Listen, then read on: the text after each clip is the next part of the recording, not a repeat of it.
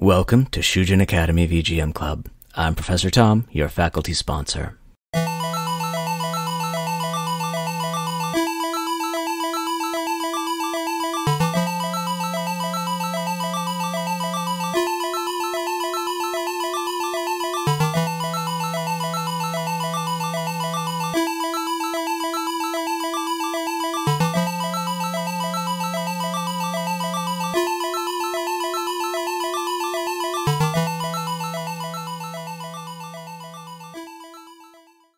That song was Select from the GG Shinobi, one of the Game Gear entries into Sega's venerable ninja franchise. It was composed by Yuzo Koshiro. This is my fourth and final entry into the Masters of VGM series, where all your favorite VGM podcasters are spending June, and in my case, part of July, doing episodes devoted to our four favorite video game composers. For this one, I'll be talking about the career of the incomparable Yuzo Koshiro. He started studying piano at a very young age with his mother, who was a piano teacher. Little Koshiro then moved on to formal lessons, and he spent 3 years studying under the tutelage of Joe Hisaishi, who went on to compose the soundtracks for the Studio Ghibli films, and that's really impressive. It's kind of like the Japanese version of getting lessons from John Williams. He taught himself how to write music on the PC-88 while he was still in high school, and he sent a demo tape to legendary RPG developers Nihon Falcom, who were so impressed that they hired him straight out of high school. I cannot possibly do Koshiro's career justice in this episode. I try to stay around 75 minutes per episode, and the man is simply too prolific for me to cover in that time. According to Wikipedia, which is also where I pulled his biography, he has full or partial composer credit on 118 separate games, and I'm pretty sure that's the most for any composer I've covered in this series. It may even be more than Yoko Shimomura, Shoji Meguro, and Nobuo Uematsu combined. I could do 3 full episodes on Yuzo Koshiro's career and still not cover every major soundtrack he's done. Of everyone I've chosen for Masters of VGM, he is the chiptuniest. While a lot of modern VGM composers have long ago forsaken the old ways of sound chips in favor of full instrumentation, Koshiro has been known to revisit old hardware and compose new songs for it even today. If you follow him on Twitter, it's clear he has a real affection for old sound chips. You could argue that of the Masters of VGM, he's the VGMiest. I've been starting these career retrospective episodes off with important early songs from my featured composers, and I see no reason to do anything differently this time. Koshiro's first major compositions were for Japanese personal computer titles Ys 1, Dragon Slayer 4, Drasle Family, known in North America as Legacy of the Wizard, and Dragon Slayer 5, Sorcerian, so that's where I'm starting today's episode. Ys became a major action RPG franchise for Falcom, and Koshiro's soundtrack set the stage for what's become a rich legacy of sonic excellence from the series. He also worked on the soundtrack for Ys 2 before leaving Falcom to become a freelancer in 1988. I'm going to start off our first music block by playing Dreaming and then Departure from the original Ys for the PC-88. The compilation from which I'm drawing these tracks lists both these songs as the PC-8801 versions, and if my research and inferences are correct, they're actually from a hardware revision for the platform that improved the sound capabilities. I'm choosing these over the original tracks because they sound a little richer.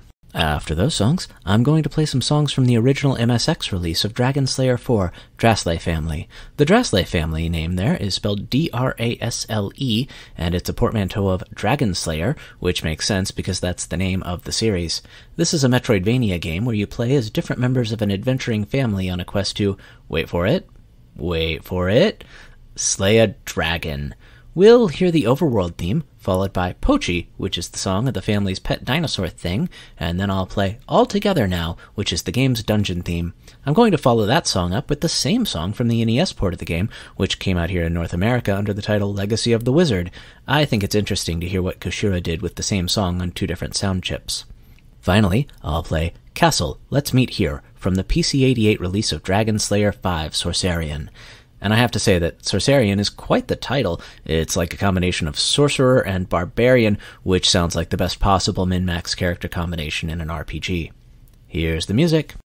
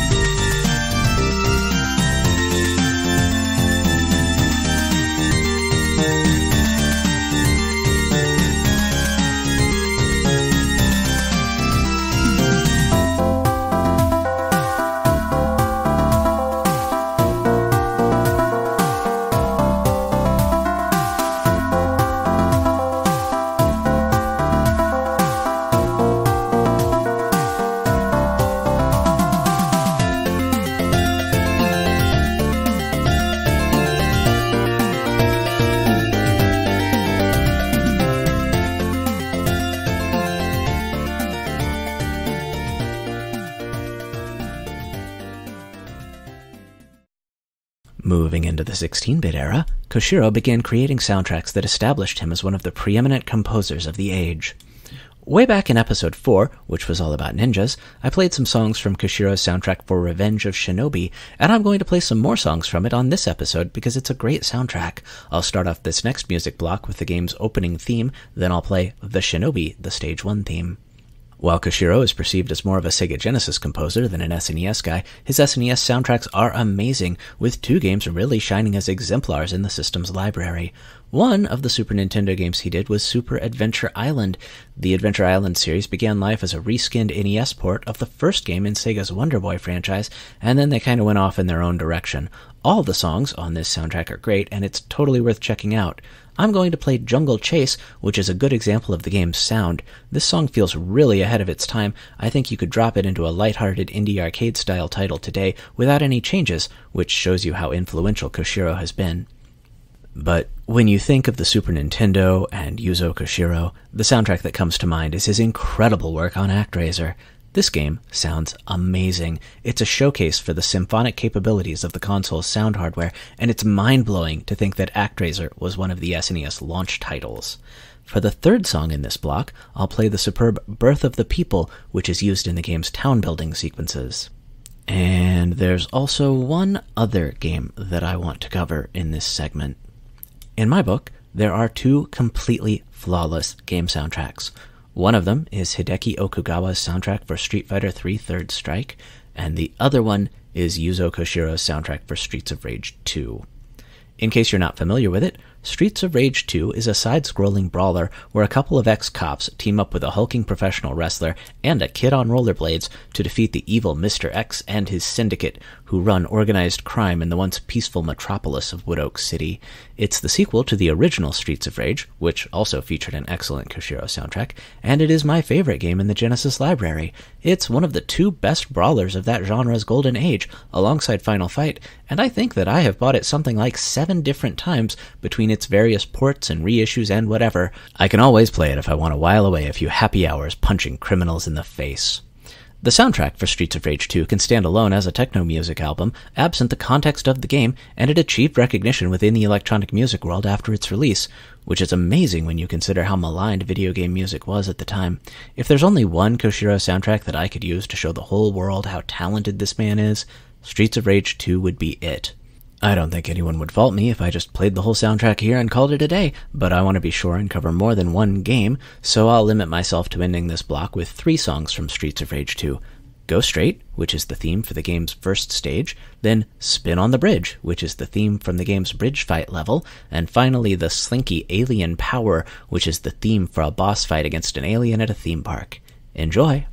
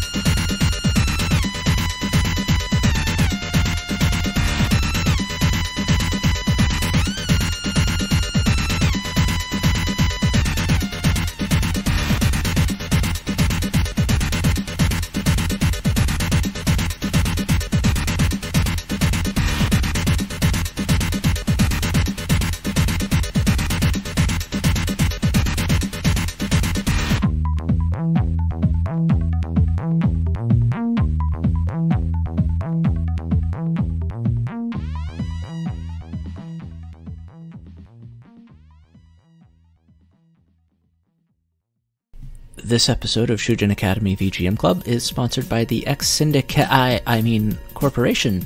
The X Corporation is a 100% legitimate business that's one of Wood Oak City's largest employers, with interests in construction, entertainment, sanitation, shipping, and more. They're a good family business, run by the children of philanthropist founder Mr. X.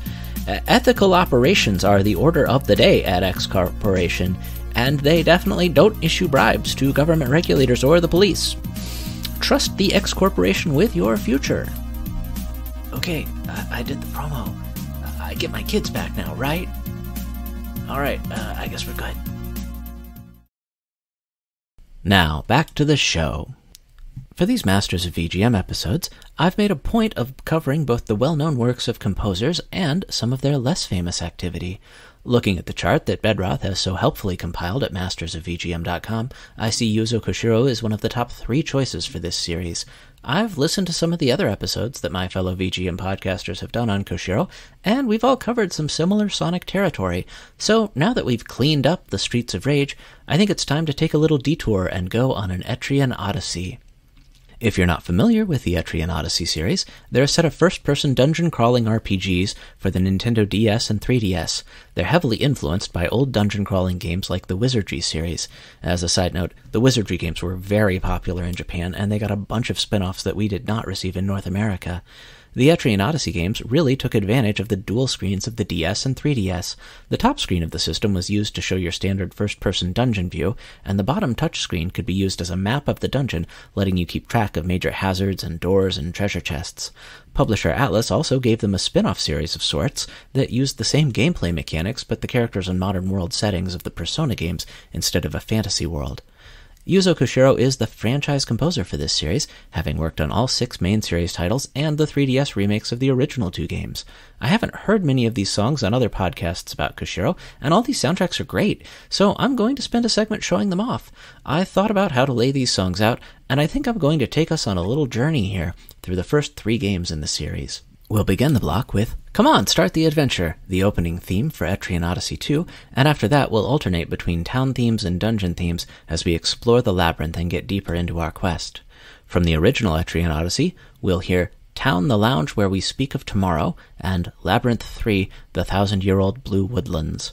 After that I'll play Town, The Wind Doesn't Draw Heroes, and then Labyrinth 4, Cherry Tree Bridge from Etrian Odyssey 3, Heroes of Lagarde. Finally in this block, I'll play Town, the Ancient Capital Enveloped by the Great Tree, and then the very sinister Labyrinth 3, Cavern of Splendor, from Etrian Odyssey 3, The Drowned City. Here's the music. Have fun exploring the dungeon.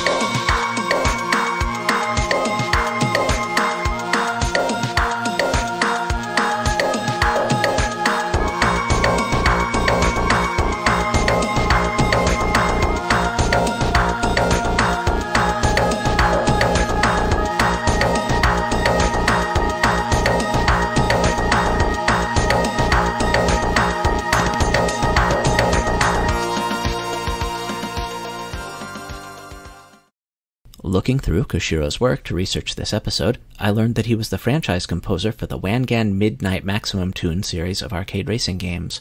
Wangan Midnight is a manga series about street racing, kind of like Initial D, and that's an IP that lends itself well to arcade racers. We haven't seen much of these games in North America, although that might be because racing anime isn't particularly popular here. Anyway, the Maximum Tune games have done well enough that the series has 6 major entries, although I only recall seeing a Maximum Tune cabinet at an arcade once. This may be because the selection of games in arcades where I live could be charitably described as anemic, and less charitably described as a bunch of worthless ticket games for little kids. The Maximum Tune soundtracks are mostly rave and trance tracks, and Koshiro really takes the opportunity to show off his love of those genres. They're great music for driving very fast at night, particularly if you're drift racing in a busy metropolis, or if you just want to feel like you're drift racing in a busy metropolis. I'll kick off this last block of songs with Rival and Course Select Max 1 version from Wangan Midnight Maximum Tune 2, and I'll follow it up with Endless Run from Wangan Midnight Maximum Tune 6. In the last segment, we covered the Etrian Odyssey games, and I mentioned they had a spin-off of sorts that uses the trappings of the Persona series. If you follow me on Twitter, or if you checked out episode 14 of this show on Persona franchise composer Shoji Meguro, you know that I absolutely love Persona. The hybrid spin-off series is called Persona Q, and Yuzo Koshiro contributed a song to the first Persona Q game called Disturbances, the One Called From Beyond. Because of all the brand synergies involved here, I've gotta play it, so we'll hear it after the Maximum Tune tracks. I like how Koshiro's gone along with the brassy rock style that's used in some of the Persona songs. And lastly, although Yuzo Koshiro is the composer most associated with the Streets of Rage franchise, he wasn't the primary composer for Streets of Rage 4, the Resurrection entry released in 2020. But that game's soundtrack does feature multiple guest composer slots, and Koshiro was chosen for one of them. He contributed 5 songs to the game, and I'll finish this block up with They're Back, which is the first stage theme. I like how this calls back to Go Straight from Streets of Rage 2. You can look at it as Koshiro's well-earned victory lap, and it's a good place to end our last music segment.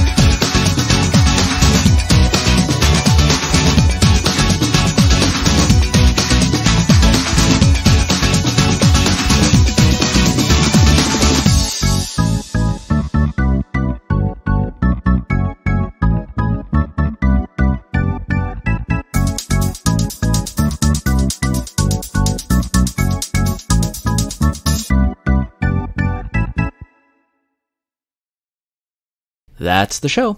If you want to reach me, you can email me at shujinacademyvgmclub@gmail.com. You can find me on Twitter at shujinvgmclub and on Instagram at shujinacademyvgmclub. Please leave me a 5-star rating on iTunes or Spotify or wherever you're finding this episode. If you've enjoyed this episode and you like Yuzo Koshiro, Brian and Bedroth over at the BG Mania podcast actually did an interview with him as part of the Masters of VGM event. I'll put a link in the show notes so you can check that episode out. Special thanks go out to Bedroth of the Very Good Music podcast and everyone else who set up the Masters of VGM project and all the podcasters who have participated. You can follow the project's Twitter account at Masters of VGM or visit our website at mastersofvgm.com to see all the participating podcasts and episodes released to date. Special thanks also goes out to Jameson of Bar Silence Podcast for contributing art for this episode. You can and should find Bar Silence Podcast wherever you download podcasts, and you can find him on Twitter at BarSilenceVGM.